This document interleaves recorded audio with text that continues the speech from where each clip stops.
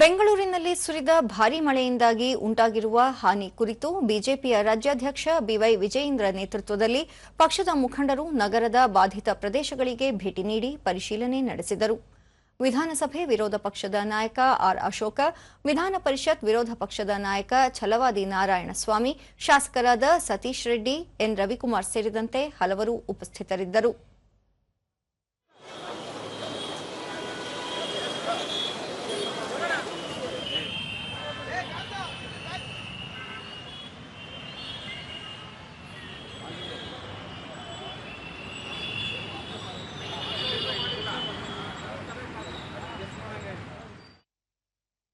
ಬಳಿಕ ಬಿವೈ ವಿಜಯೇಂದ್ರ, ಬೆಂಗಳೂರಿನಲ್ಲಿ ಸುರಿದ ಭಾರೀ ಮಳೆಯಿಂದಾಗಿ ತಗ್ಗು ಪ್ರದೇಶಗಳಲ್ಲಿ ನೀರು ನಿಂತಿದ್ದು ಸಂಪೂರ್ಣ ಜಲಮಯವಾಗಿದೆ.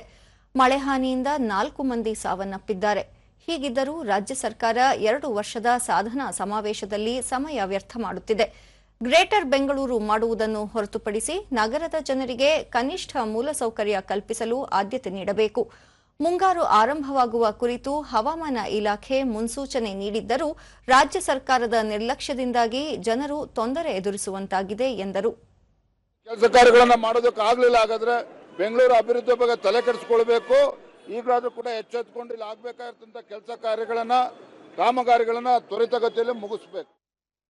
ಆರ್ ಅಶೋಕ, ಭಾರೀ ಮಳೆಯಿಂದ ಬೆಂಗಳೂರು ಸಂಪೂರ್ಣವಾಗಿ ಜಲಾವೃತವಾಗಿದೆ, ಜೀವಹಾನಿಯೂ ಉಂಟಾಗಿದೆ. ಈ ಬಗ್ಗೆ ದಿವ್ಯ ನಿರ್ಲಕ್ಷ್ಯ ತೋರಿರುವ ಕಾಂಗ್ರೆಸ್ ಸರ್ಕಾರ ವಿಜಯನಗರದಲ್ಲಿ ಸಾಧನಾ ಸಮಾವೇಶ ಮಾಡುತ್ತಿರುವುದು ಅಕ್ಷಮ್ಯ.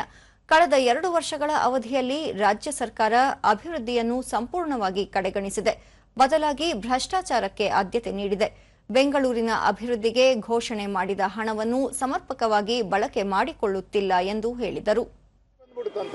ರೈಸ್ ಆದ ತಕ್ಷಣ ಮಾಹಿತಿ ಬರ್ತದಂತೆ, ಇಮಿಡಿಯೇಟ್ ಆಗಿ ಟ್ರ್ಯಾಕ್ ಮಾಡ್ಬಿಟ್ಟು ಅಲ್ಲಿ ಬಂದ್ಬಿಟ್ಟು ನೀರ್ನೆಲ್ಲ ಎಳೆದಾಕ್ಬಿಡ್ತಾರೆ. ಎಲ್ಲಪ್ಪ ನಿನ್ ಸೆನ್ಸರು? ಈ ಸಿಲ್ಕ್ ಬೋರ್ಡ್ ಪ್ರವಾಹದ್ದು ಕಳೆದ ಬಾರಿನೂ ಆಗಿತ್ತು. ಅವ್ನು ಬಿಲ್ ಕೊಡ್ದಿರೋ ಕೆಲಸನೇ ಮಾಡಲಿಲ್ಲ. ಇಲ್ಲಿ ಆ ಪರಿಸ್ಥಿತಿ ಇವತ್ತು ನೋಡ್ತಾ ಇದ್ದೀರಿ. ಛಲವಾದಿ ನಾರಾಯಣಸ್ವಾಮಿ, ಭಾರೀ ಮಳೆಯಿಂದಾಗಿ ತಗ್ಗು ಪ್ರದೇಶಗಳಲ್ಲಿನ ಜನರು ತೀವ್ರ ಸಂಕಷ್ಟಕ್ಕೆ ಸಿಲುಕಿದ್ದಾರೆ. ಮನೆಗಳಿಗೆ ನೀರು ನುಗ್ಗಿ ಜನರು ಮನೆಯಿಂದ ಬರದಂತಾಗದ ಸ್ಥಿತಿ ನಿರ್ಮಾಣವಾಗಿದೆ.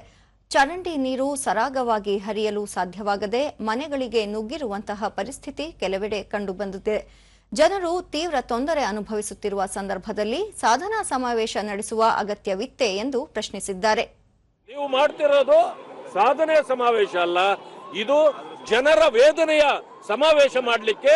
ಅವರ ಬಗ್ಗೆ ನಿಮಗೆ ಅನುಕಂಪ ಇಲ್ಲ, ನಿಮಗೆ ಸಾಧನೆ ದೊಡ್ಡದು. ಏನ್ ಸಾಧನೆ ಮಾಡಾಕಿದೆ?